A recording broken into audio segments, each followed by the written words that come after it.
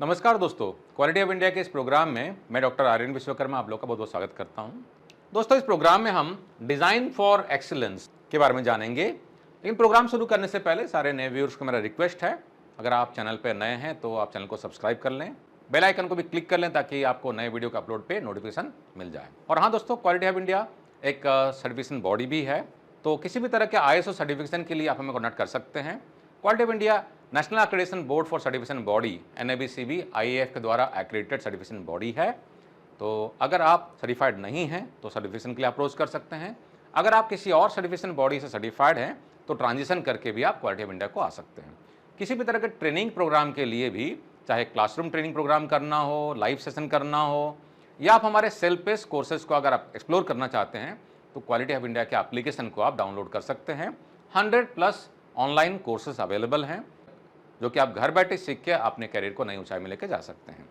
किसी भी तरह के टेक्निकल एडवाइजरी के लिए या ऑडिटिंग सर्विसेज के लिए भी आप हमें कॉन्टैक्ट कर सकते हैं।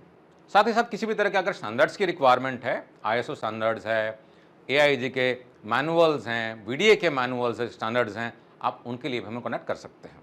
आइए दोस्तों आगे बढ़ते हैं।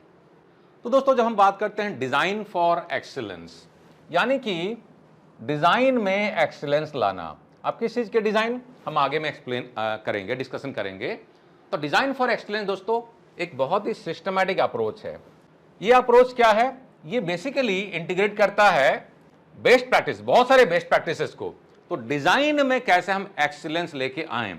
अब जब डिज़ाइन की बात करते हैं तो डिज़ाइन में बहुत सारे तरह की चीज़ें आ सकती हैं। हम बात कर सकते हैं क्वालिटी की एक्सीलेंस की, परफॉर्मेंस के एक्सीलेंस की, कॉस्ट इफेक्टिवनेस, रिलायबिलिटी। तो अगर आप कोई प्रोडक्ट बना रहे हैं तो कैसे आप प्रोडक्ट को डिजाइन करें ताकि प्रोडक्ट की quality, reliability, performance, safety, in fact cost भी, इनमें आप एक्सीलेंस कैसे ला सकते हैं। तो अलग अलग मकसद से हम एक्सीलेंस डिजाइन में तलाशते हैं, ठीक है ना। इसी को कहते हैं हम डिजाइन फॉर एक्सीलेंस, या शॉर्ट में हम इसे कहते हैं DFX। तो ये X जो है एक्सीलेंस की, ये अलग अलग एस्पेक्ट में अलग अलग चीजों पर काम करता है। यानी कि जब हम लोग बात करते हैं DFX, डिजाइन फॉर एक्सीलेंस, तो ये अकेला मेथड नहीं है। इसमें manufacturing, reliability, cost, environment, safety, कुछ भी हो सकता है। तो अलग अलग चीजों पर आप एक्सीलेंस लाने की कोशिश करते हैं, ठीक है ना। तो अगर हम बात करें क्वालिटी मैनेजमेंट सिस्टम की, क्वालिटी मैनेजमेंट सिस्टम में ऑटोमोटिव इंडस्ट्री का जो क्वालिटी मैनेजमेंट सिस्टम है, अगर आप पढ़ेंगे IATF 16949, तो IATF 16949 में design for manufacturing, design for assembly, है ना, इनकी बात करता है। तो ये भी डिजाइन फॉर एक्सीलेंस का ही हिस्सा है। इन्हीं को हम एक्सप्लोर करेंगे डिटेल में आगे। तो दोस्तों, ऐसा माना गया है कि अगर हम लोग प्रोडक्ट के डिजाइन की बात करते हैं तो डिजाइन जो होता है प्रोडक्ट के टोटल कॉस्ट का 70 से 80% डिटरमाइन करता है। यानी कि अगर आपका प्रोडक्ट का डिजाइन ही सही नहीं होगा, वैसे अगर डिजाइन की बात करते हैं दो तरह का डिजाइन होते हैं, प्रोडक्ट का डिजाइन और प्रोसेस का डिजाइन। हम यहां पर बात कर रहे हैं प्राइमरली प्रोडक्ट के डिजाइन की बात करते हैं, डिजाइन फॉर एक्सीलेंस और प्रोसेस डिजाइन, दोनों की हम बात करेंगे। यानी कि प्रोडक्ट का डिजाइन करना, प्रोडक्ट का डिजाइन क्या हो जाएगा? प्रोडक्ट का डिजाइन हो जाएगा जहां पर कि हम ड्राइंग बनाते हैं। यानी कि ड्राइंग में क्या करते हैं हम? प्रोडक्ट के डिजाइन में प्रोडक्ट का फीचर, स्पेसिफिकेशन वगैरह डिसाइड करते हैं। एक बार फीचर स्पेसिफिकेशन फाइनल हो गया तो ड्राइंग निकल के आ गया, तो प्रोडक्ट डिजाइन का आउटकम क्या निकल के आएगा? ड्राइंग, ठीक है। अब उसके बाद में क्या होता है? उसका निकलता है प्रोसेस डिजाइन, ठीक है। तो डिजाइन में दो पार्ट हो गए, प्रोडक्ट का डिजाइन और प्रोसेस का डिजाइन, ठीक है। प्रोडक्ट का डिजाइन और प्रोसेस का डिजाइन। प्रोडक्ट के डिजाइन में हो गया प्रोडक्ट का फीचर, डायमेंशंस वगैरह, एक बार ये बन गया, ड्राइंग बन गया, इसका आउटकम निकल के आ गया ड्राइंग, ठीक है, DRNG ड्राइंग। अब क्या करना है? अब उसके बाद करेंगे प्रोसेस डिजाइन। तो प्रोसेस डिजाइन कैसे होगा? प्रोसेस डिजाइन हमारा होगा प्रोडक्ट को बनाया कैसे जाएगा, कितने मशीनें लगेंगी, कौन सा मशीन रहेगा, क्या कैपेसिटी रहेगा, man, machine, material, method, measurement और इन्वायरमेंट, इन सब चीजों को सेट करेंगे। ये हो जाएगा प्रोसेस डिजाइन, है ना। प्रोसेस का स्टेप्स क्या रहेगा, PFD क्या रहेगा, और उसके बाद में कैसे इंस्पेक्शन किया जाएगा, किस इंस्ट्रूमेंट से इंस्पेक्शन किया जाएगा, लाइटिंग क्या रहेगी, इन्वायरमेंट क्या रहेगा, ये सारे के सारी चीजें आती हैं, ये प्रोसेस डिजाइन में आता है। तो डिजाइन में दोनों एस्पेक्ट हो जाएंगे, प्रोडक्ट डिजाइन और प्रोसेस डिजाइन। तो अगर आपका डिजाइन सही नहीं रहेगा तो आपका जो कॉस्ट रहेगा प्रोडक्ट का और परफॉर्मेंस रहेगा, यह बुरी तरह से इंपैक्ट करता है। यानी कि अगर आप डिजाइन पर फोकस करेंगे तो एक तरीके से आप बात कर रहे हैं कि 70 से 80% जो प्रोडक्ट का कॉस्ट है, परफॉर्मेंस है, आप उसको तो आश्योर कर ही रहे हैं कम से कम। यानी कि सही तरीके से अगर आपने प्रोडक्ट डिजाइन कर लिया, प्रोसेस डिजाइन कर लिया, डिजाइन पे काम कर लिया, तो आप एक तरीके से आप हेल्प कर रहे हैं क्या, प्रोडक्ट का लाइफ साइकिल कॉस्ट जो है कम हो जाएगा। लाइफ साइकिल कॉस्ट मतलब होता है पूरा लाइफ, जब तक प्रोडक्ट जिंदा है, प्रोडक्ट जब तक चल रहा है। फॉर एग्जांपल आप ऑटोमोटिव के लिए एक पार्ट बना रहे हैं, तो गाड़ी जब तक चलेगी तब तक का उसका कॉस्ट, ठीक है, तो लाइफ साइकिल कॉस्ट कम हो जाएगा। क्यों कम होगा? क्योंकि आपने डिजाइन इसी तरीके से किया है कि उसकी मैन्युफैक्चरिंग करने की कॉस्ट कम है, उसको असेंबली करने की कॉस्ट कम है, उसको टेस्टिंग करने की कॉस्ट कम है, मेंटेनेंस करने की कॉस्ट कम है। इस सारी चीजों में आपने एक्सीलेंस लाया हुआ, यानी कि design for manufacturing, design for assembly, design for maintainability, design for serviceability, आपने सभी चीजों का ध्यान रखा है, ठीक है ना। आपका टाइम टू मार्केट भी आपका बढ़िया रहता है, आप जल्दी लॉन्च करते हैं प्रोडक्ट को, प्रोडक्ट की क्वालिटी और कस्टमर को सेटिस्फेक्शन बेटर होता है ना। रिवर्क का कॉस्ट कम होता है, रिवर्क भी कम होता है, और लेट स्टेज डिजाइन चेंजेस, बाद में डिजाइन चेंज करने की जरूरत पड़ती नहीं है, क्योंकि आपने अर्ली स्टेज में ही इस डिजाइन के एस्पेक्ट को समझ लिया है, और डिजाइन फॉर एक्सीलेंस को समझते हुए आपने पहले से ही प्रॉपर तरीके से सारा डिजाइन किया हुआ, design for manufacturing, design for assembly, design for testing, design for maintainability, design for repairing, सब कुछ आपने एक्सीलेंस किया हुआ है। तो दोस्तों कुछ कॉमन वेरिएंट जो इस्तेमाल किए जाते हैं डीएफएक्स में, इनको जरा समझ लेते हैं। कुछ को तो मैंने ऑलरेडी बोल दिया है, ठीक है। पहला जो है डीएफएम, डीएफएम हो गया डिजाइन फॉर मैन्युफैक्चरिंग।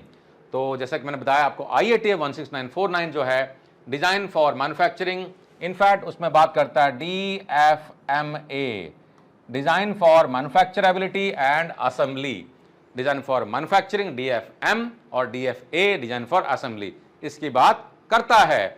और अगर आप APQP के मैनुअल को पढ़ेंगे तो वहां पर भी कुछ एस्पेक्ट को बात करता है एक्सीलेंस की, ठीक है। तो किसी भी तरह का अगर ट्रेनिंग की रिक्वायरमेंट है, IATF की, अवेयरनेस, इंटरनल ऑडिटर या APQP या किसी भी कोर टूल की, तो आप उसके लिए भी हमें कंडक्ट कर सकते हैं, ठीक है ना। तो डिजाइन फॉर मैन्युफैक्चरिंग क्या हो जाएगा, makes manufacturing easier, cheaper and faster. इसमें हम क्या करते हैं, हम मैन्युफैक्चरिंग के प्रोसेस को समझते हैं कि अभी एग्जिस्टिंग मैन्युफैक्चरिंग का तरीका क्या है, और इस तरीके से हम डिजाइन करें कि मैन्युफैक्चरिंग करना आसान हो, सस्ता हो, है ना, दिक्कत कुछ ना हो। डिजाइन फॉर असेंबली DFA क्या होता है, हम इस तरीके से डिजाइन करते हैं कि असेंबली करना आसान हो। काफी सारे प्रोडक्ट का असेंबली क्या आता है, तो इजी से असेंबली हो, कुछ ज्यादा झमेला ना हो, फटाफट हो जाए, और प्रोडक्ट का कॉस्ट भी कम लगे, ठीक है। डिजाइन फॉर कॉस्ट में हम फोकस करते हैं कॉस्ट पे, reduces cost without compromising functionality, functionality पे बिना कॉम्प्रोमाइज किए हुए हमारा डिजाइन फॉर कॉस्टिंग में कॉस्ट पर प्राइमरली फोकस होता है। हालांकि दूसरे में भी हम फोकस करते हैं, कॉस्ट ज्यादा ना लगे, लेकिन exclusively design for cost DFC होता है। डिजाइन फॉर रिलायबिलिटी, यहां पर हमारा फोकस होता है रिलायबिलिटी, यानी कि कैसे हमारा प्रोडक्ट जो है उसका परफॉर्मेंस बेटर होगा और फेलियर कम से कम होगा। डिजाइन फॉर टेस्टेबिलिटी, ये क्या होता है, इस तरीके से हम डिजाइन करते प्रोडक्ट को, क्योंकि बाद में हमें इंस्पेक्शन भी तो करना है, टेस्टिंग भी करना है, वैलिडेशन करना है, तो ये सब करना आसान होगा। कॉम्प्लिकेटेड इंस्ट्रूमेंट, कॉम्प्लिकेटेड मेथड की जरूरत नहीं पड़ेगी इंस्पेक्शन टेस्टिंग करने के लिए, उसको ध्यान में रखते हुए हम डिजाइन फॉर टेस्टेबिलिटी भी करते हैं। डिजाइन फॉर एनवायरनमेंट, यहां फोकस हमारा रहता है एनवायरनमेंट, यानी कि सस्टेनेबिलिटी और इको फ्रेंडली प्रोडक्ट को हम डिजाइन करते हैं ताकि एनवायरनमेंट को किसी तरह से लॉस ना हो पूरे प्रोडक्ट के लाइफ साइकिल में। जब तक प्रोडक्ट रहेगा धरती पे तब तक मतलब कम से कम नुकसान एनवायरनमेंट को होना चाहिए। ये हमारा फोकस होता है डिजाइन फॉर एनवायरनमेंट में, यानी कि एनवायरनमेंट को ध्यान में रखते हुए डिजाइन करना। डिजाइन फॉर सेफ्टी, यहां फोकस हो जाता है हमारा सेफ्टी, यानी कि जो यूजर है, ऑपरेटर है, उनकी सेफ्टी को ध्यान में रखते हुए हम डिजाइन करते हैं। डिजाइन फॉर क्वालिटी, यहां फोकस होती है प्रोडक्ट की क्वालिटी, कि प्रोडक्ट की क्वालिटी जो स्टैंडर्ड है सारा मीट करे, कस्टमर के एक्सपेक्टेशन को मीट करे, और हमारे डिफेक्ट, रिजेक्शन, रिपेयर वगैरह ना हो या कम से कम हो।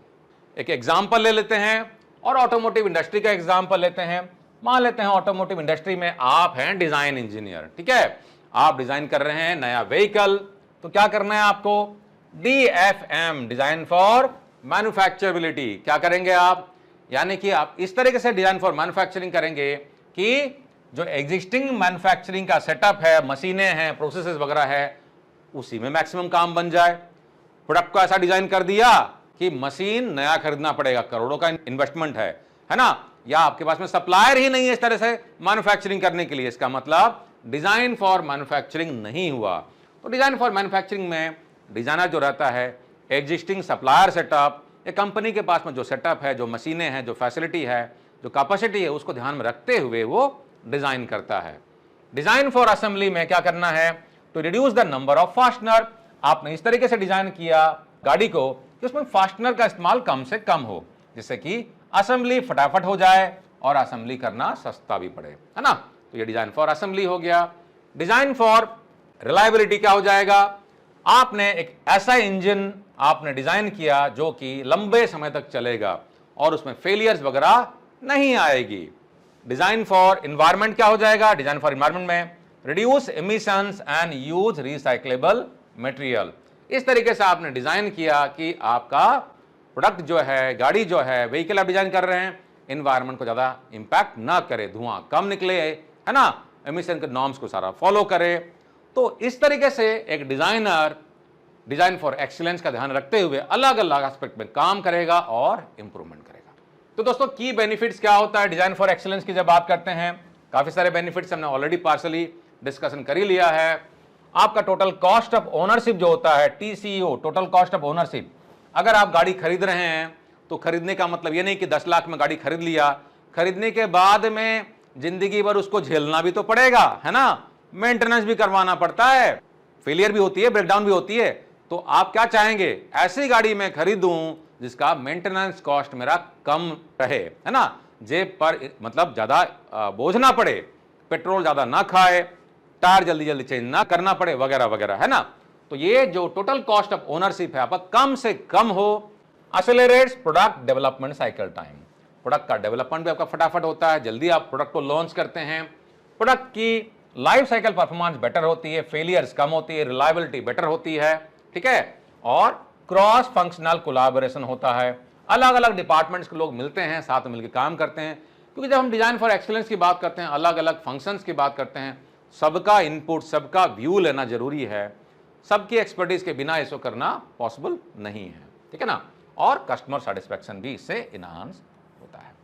ठीक है दोस्तों, तो क्या लगता है आपको डिजाइन फॉर एक्सीलेंस को आप किस प्रोडक्ट में अपने कंपनी में इंप्लीमेंटेशन करना चाहेंगे, कहां पर करना चाहेंगे, आप इसको हमें कमेंट में लिख के बताइए। आपका क्या व्यू है इस कॉन्सेप्ट के बारे में, कैसे फायदेमंद हो सकता है, हमें अपना व्यू शेयर कीजिए। और हाँ दोस्तों, क्वालिटी हब इंडिया के वेबसाइट को विजिट करना ना भूलें, www.qualityhubindia.com, वहाँ पर आपको हमारे सर्विसेज के बारे में पता चलेगा। साथ ही साथ हमारा पोर्टल जो है courses.qualityhubindia.com, उसको भी विजिट करना ना भूलें, और क्वालिटी हब इंडिया के एप्लीकेशन को भी डाउनलोड जरूर करें। काफ़ी सारे फ्री कोर्सेज अवेलेबल हैं और बहुत सारे पेड कोर्सेज अवेलेबल हैं, जो कि आप घर बैठे सीख के अपने कैरियर को नई ऊंचाई में लेके जा सकते हैं। साथ ही साथ हमारे सर्विसेज को, चाहे ट्रेनिंग हो, सर्टिफिकेशन का हो, उसके लिए हमें कॉन्टैक्ट कर सकते हैं। अगले वीडियो में दोस्तों फिर से मुलाकात होगी। जय हिंद।